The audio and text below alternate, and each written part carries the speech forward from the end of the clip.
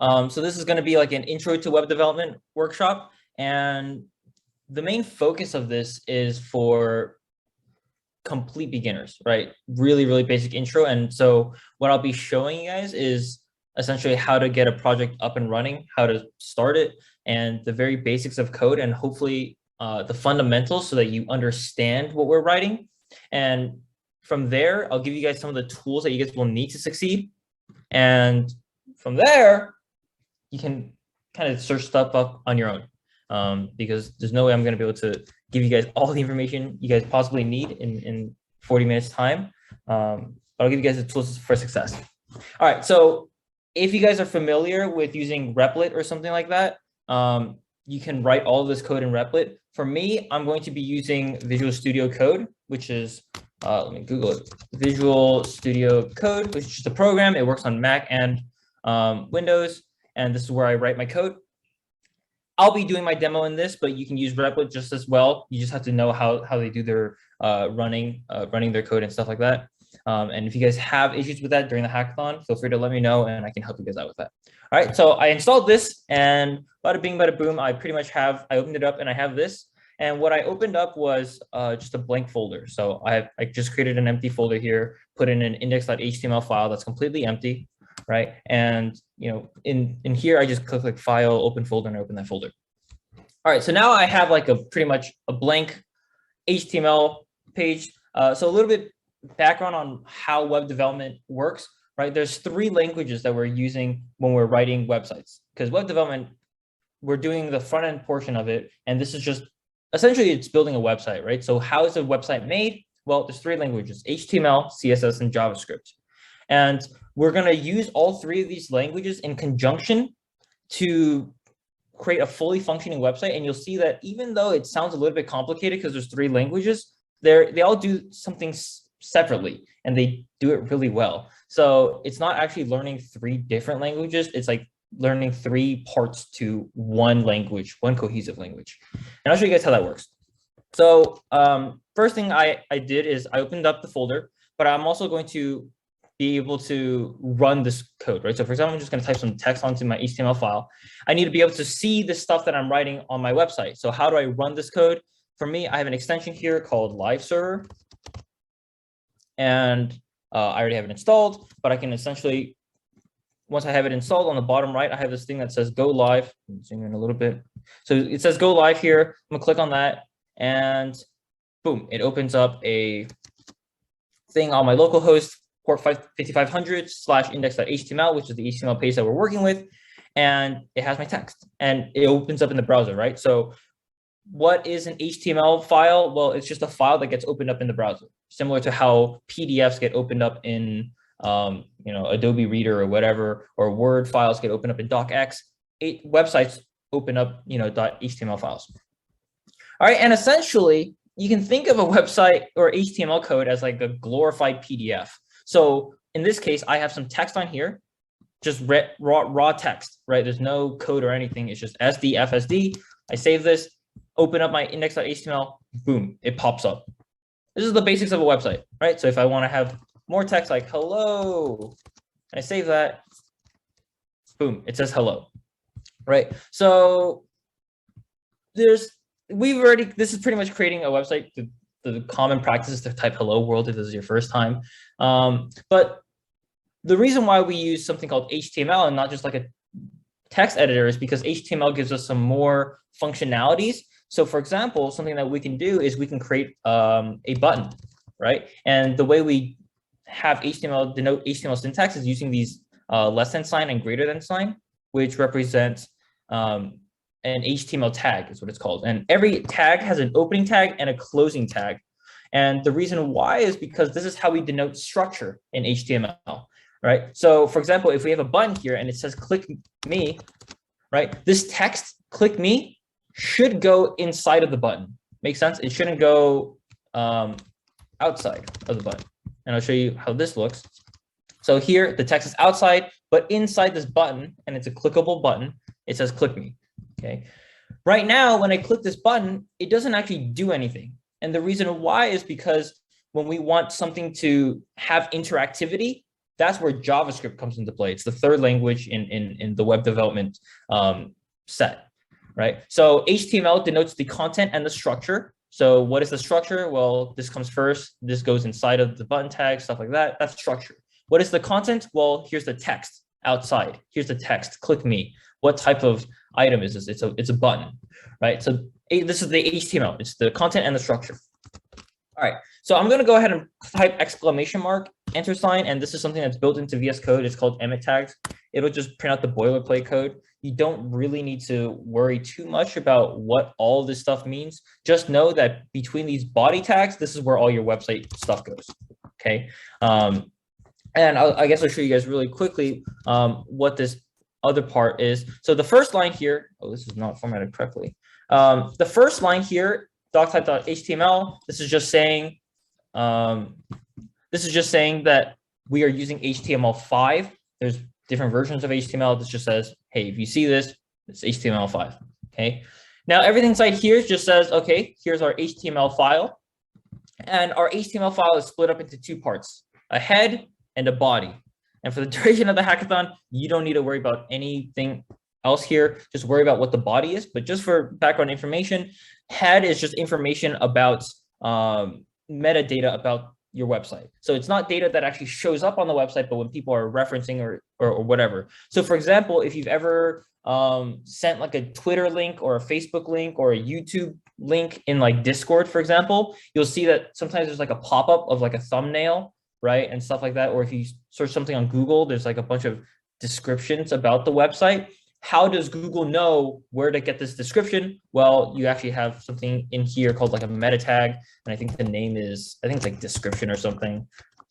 And I think like the content equals to like, this is a website that does something, whatever. And then on the Google search, it'll display this description.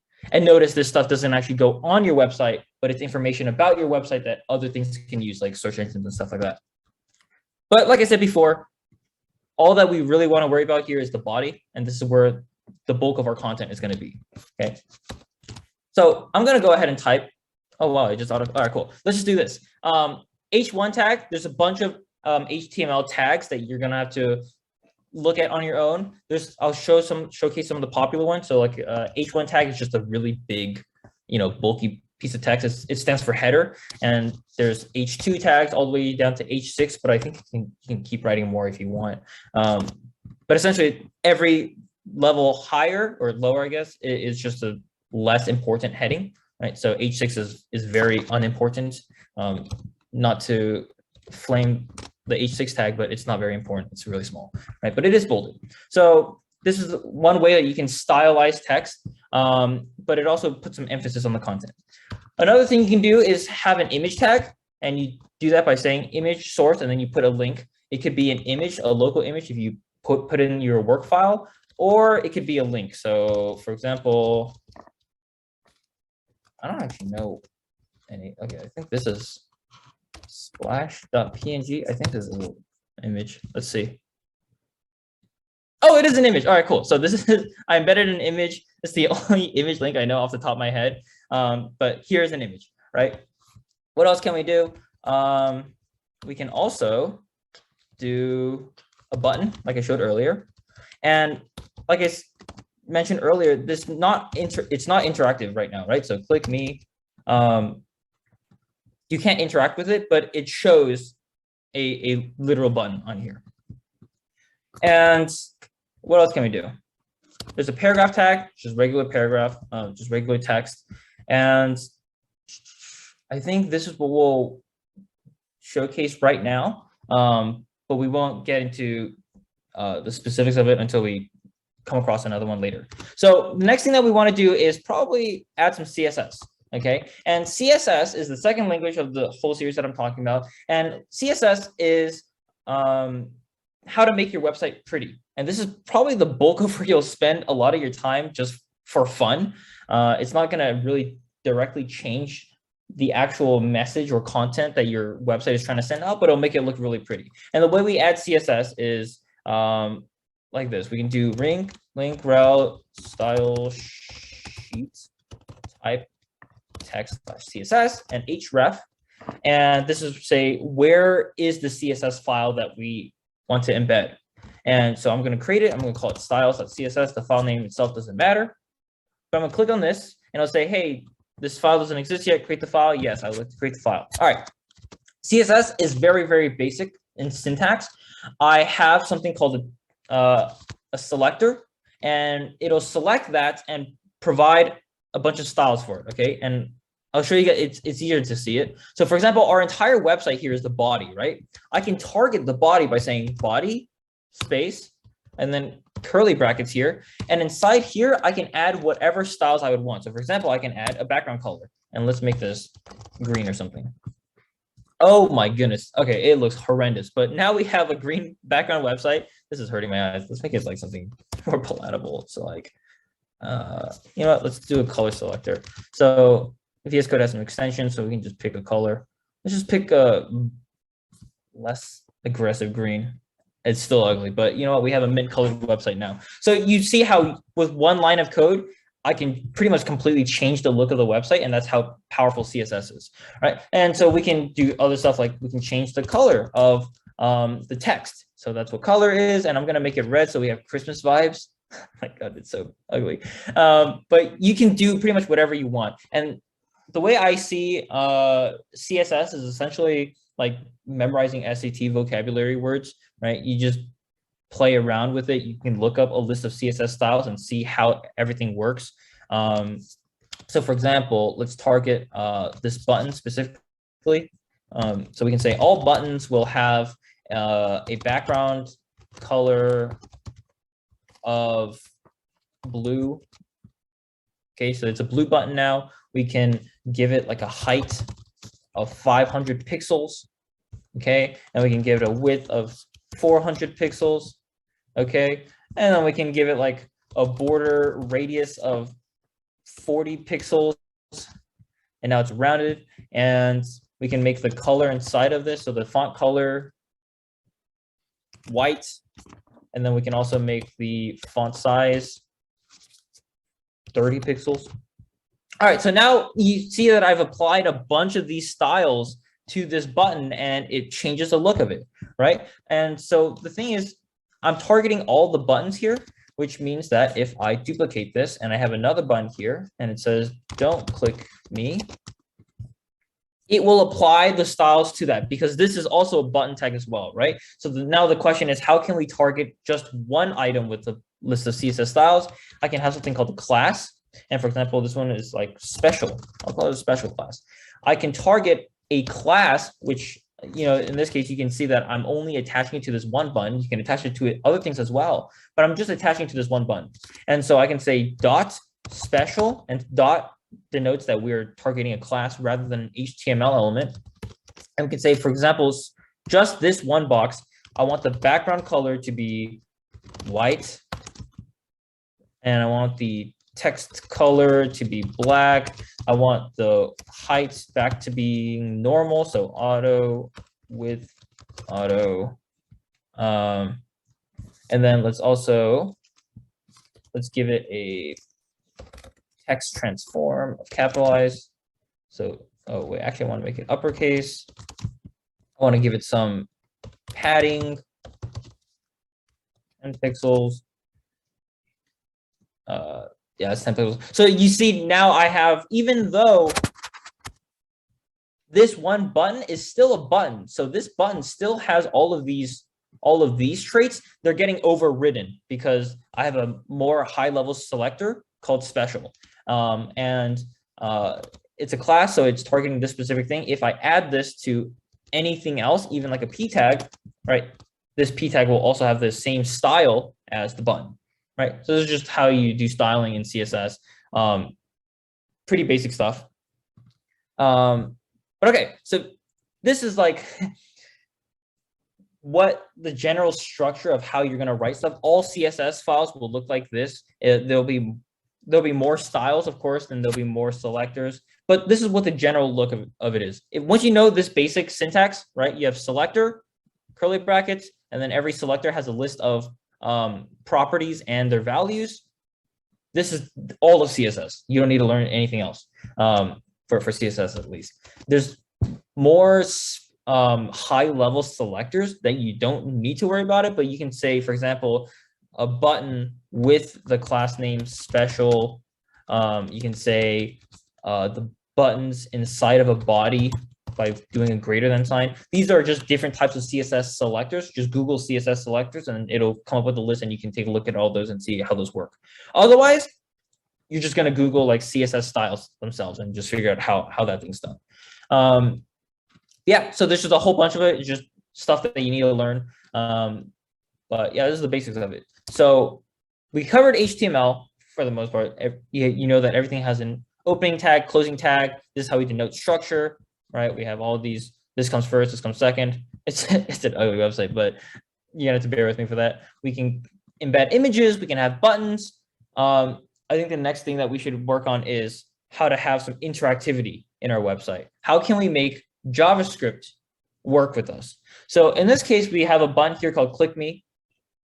And what I can do is I can add something called an on-click, which means that whenever this button gets clicked, it's going to trigger an action, right? And when you're triggering an action, that's very related to programming. And so that's where JavaScript comes in. And I'm going to first embed a JavaScript link. And it's a little bit different from the way we embedded a CSS style. But the way we do it is called script source equals to, and then path to the file. So I'm just going to call it script.js. Once again, the file name doesn't actually matter. Just make sure you connect the correct one. And I have to close it like this. I click on this. It's going to say this file doesn't exist. I'm going to create the file. And what I'm going to do is I'm going to create a function. And this function will just say clicked. And for now, yeah, let's just alert that you click the button. Okay. So when someone clicks on this button, what is it going to do? Well, everything inside of this gets executed as JavaScript. So technically, I can inline the alert inside here if I wanted to. But to keep things clean and keep my code separate, I'm going to just call the JavaScript function, which I called click over here. So I'm going to say on click, clicked. And we have to call the function. So that's what the parentheses are for. This is just like common programming stuff. So if you're familiar with writing Java, C++, Python, any of the other languages, most of the concepts still carry over. It's just the syntax is different, right? So there's still if statements, there's still functions, there's loops. You can have a for loop here. You can have print statements, alerts, all that kind of good stuff. But anyways, for now, what happens is when I click this button, it should alert you click the button. All right, so let's go ahead and do that. Wait, which button did I attach this? I have so many buttons. All right, it's the big blue one. So if I click on this one, boom, I get an alert here that says you click the button, right? And just I have to click out of it because it stops everything on the page. But yeah, this is like the basics of how you can trigger JavaScript. And so one thing when you're writing JavaScript in the website, you have to think that it's actually a little bit different from writing Python code or C++ or Java code.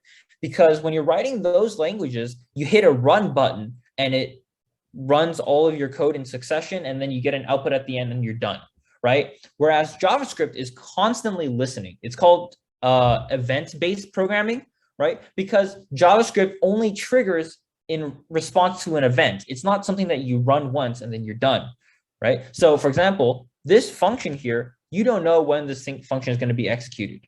As the person who's writing the website, this function can be executed at the very start. Someone loads up your website immediately, they click on the button, or they can wait 10 seconds and click the button later, or they can do something else and click another button, right? So this is called event-based programming. All of these functions are pretty much, they're triggered based off an event, and there's a bunch of events. I covered the most basic one here, which is just an on-click, right? But there's also stuff like on-load.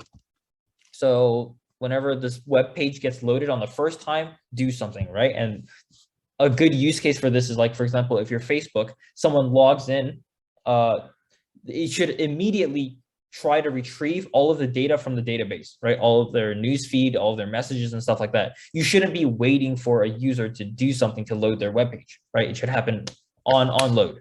So that's a good use case for on load. And once again, we can just add like a function here. We'll just call it load function load. All right, and then let's just say, how about this okay, let's just move this alert here. Save this. Okay, so that means, notice when I refresh the page, it'll immediately trigger the prompt, which is bad user experience design, but we can get into that sometime in the future. Now what I want to do is I want to show you guys how JavaScript can directly manipulate the HTML. All right. So this is like pretty much where we go full circle. Because we have essentially JavaScript reacting to user actions, right? Boom, I click on this button, it should do something. But then what I want this something to do is essentially edit our web page, right? So for example, let's have a div right here. Let me clear out everything else so we don't get too much stuff that's clouding our vision. All right, so I'm gonna have a p tag here, a paragraph tag, and it's just gonna say like, hey there. Do we see that? All right, it says right here, hey there. I'm also gonna make this button a little bit small. This thing is huge. Let's do like 50 and 40 pixels. It's a little bit too, let's do 200 by 80. All right, so we have this button here and there's text directly beneath that says, hey there, right? Well, what if we wanted our website to be a little bit interactive? So when I click this button, it would change the text on here. The way I would do that is I first attach something called an ID, which is a identifier. So only one HTML element can have a unique ID. So it's unique for every keyword, I guess. So in this one, we'll just call it like display. It could be anything that you want. It's like a variable name. And what I'm going to do here is I'm going to say document.get element by ID, and I called it display. I can set the inner HTML of it to be some other HTML. So for example, let's just call this, let's just change the text, make it simple, and we'll just say, replace it with buy now. All right, so what happens when I click this button? It should change hey there to buy now. So if I click the button, boom, it changes the text, right? And normally what you would want this to do is actually have some sort of calculation usually before this. So for example, if you have a calculator, right? And you know what, actually, let's do a quick calculator demo. So let's just do an input type of text, and let's give it an ID, and we'll call this like the user dash input or something, and then we'll call this calculate, and this will just be the result. Okay, so what does our website look like? I want to get rid of this onload, it's getting annoying. All right, so I have this website here. We're going to type some math equation here. We're going to click calculate, and it's going to give us the results. Pretty simple stuff. So how can we get this to work? Well, first thing is when someone clicks on this button, what do we want? We want to, so I'm going to create a variable here called let user input equal to document.get element by ID user input dot value, right? So whatever the user types into here, I want to put it in a variable. And just to see or to make sure that I'm getting this to work, let's just test it. I'm going to go ahead and alert the user input. Okay, so if I type hello there, oh, why did I click save? And I click the calculate button. Oh wait, actually, let me console.log this instead. Console.log. So we're going to print it out. I'm going to go ahead and open up the console here. If I click this, it's giving me an error that's saying element is null. Oh, it's because it's user dash input. My apologies. Right, because this is the HTML user input. All right, so we're going to go back here and we click calculate and boom, it prints out hello there, right? And what we can do now is we can say, okay, well, what if they type in 2 plus 2, right? So what if they do 2 plus 2? It prints out 2 plus 2. So we need to now calculate the value of 2 plus 2. And so how can we do that? I wonder if this works. Let's see. I'm going to go ahead and use a function called eval user input. Okay, so if I calculate this, boom, it prints out 4. All right, so let me explain what I just did. Eval is a function in JavaScript that just literally runs a piece of string as JavaScript code. Right? So 2 plus 2 is valid JavaScript code. If you look at the console, right? 2 plus 2 is valid. So it'll parse 2 plus 2 as a string, run it as JavaScript, and then give us the result, which we print out here, right? And so now what we can do is we can say document.get element by ID display.inner.html equals to eval user input. And you know what? Let's also add the word results colon to the front of it. So I'm going to do string concatenation here, results colon space the results. So now if I do 2 plus 2, results is 4. If I do 6 plus 11, 17. I actually didn't know that. 6 times 8.